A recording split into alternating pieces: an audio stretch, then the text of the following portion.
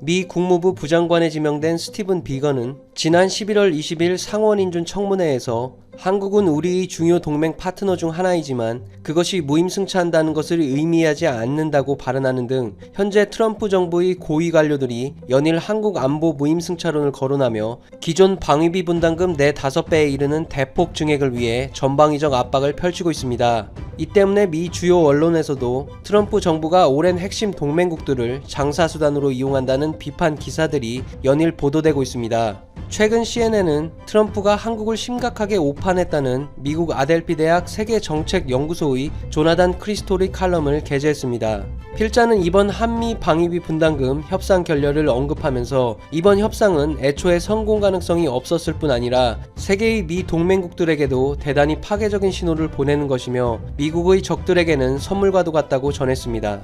트럼프 대통령은 지속적으로 한국이 충분한 돈을 지불하지 않고 있다고 하는데 만약 미군이 순전히 한국을 방어하기 위해서 주둔한다거나 미국이 단순히 용병부대였다면 그 말이 맞을지 모르겠지만 현실적으로 봤을 때 이미 한국은 미국에 충분한 비용을 지불하고 있으며 오히려 미국이 한국 때문에 돈을 덜 쓰는 입장이라고 말했는데요. 일단 트럼프 대통령은 미군이 한국에서 철수하면 그 비용이 완전히 사라질 것이라고 생각하는데 오히려 미군을 세계 각국에 재배치하는 비용이 더 들 것이라고 합니다. 2016년 청문회에서도 존 맥케인 상원의원이 미군의 미국 주둔이 한국 주둔보다 비용이 더 드냐고 묻는 질문에 주한미군 사령관 빈센트 브룩스는 미국 주둔이 틀림없이 비용이 더 든다라고 답했으며 이 청문회 이후로도 한국의 비용 부담은 점점 증가해왔으며 현재의 분담금 4배 인상을 하겠다는 것은 미군을 수익이나 쫓는 기업으로 바꾸겠다는 소리나 마찬가지라고 비판했습니다. 필자는 주한미군은 이런 금전적 이득뿐 아니라 한국 주둔 중인 미 8군의 높은 경계태세와 한미합동훈련을 통해 미군에게 소중한 실전 경험을 제공하고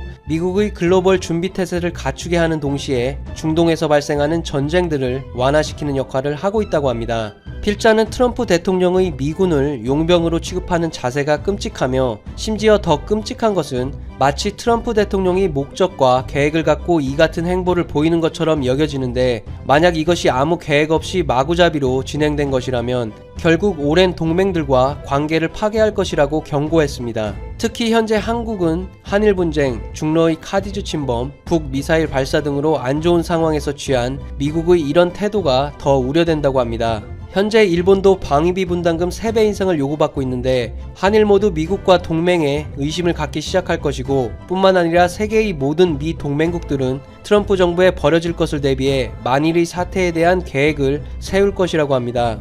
아마 일부는 중국, 러시아와 관계를 맺거나 지역 군비 경쟁을 초래할 것이라고 하는데요. 필자는 설령 이런 터무니없는 분담금 인상을 철회한다 하더라도 트럼프 대통령은 이미 미국 평판에 상처를 냈고 동맹국을 모욕했다며 이런 방위비 분담금 같은 것이 어떻게 미국의 주요 관심사가 되었는지 상상하기 힘들다며 끝을 맺습니다. 이처럼 필자는 트럼프 정부에 대해 오랜 핵심 동맹국들과의 전략적 가치를 무시하고 단순히 돈만을 따지는 용병 장사를 하고 있다는 강도 높은 비난을 했는데요. 최근 워싱턴 포스트도 비슷한 논조의 칼럼 한국이 트럼프로부터 괴롭힘을 당하고 있다를 게재했으며 미국의 여당인 공화당 의원들조차도 무리한 증액을 비판하고 있습니다.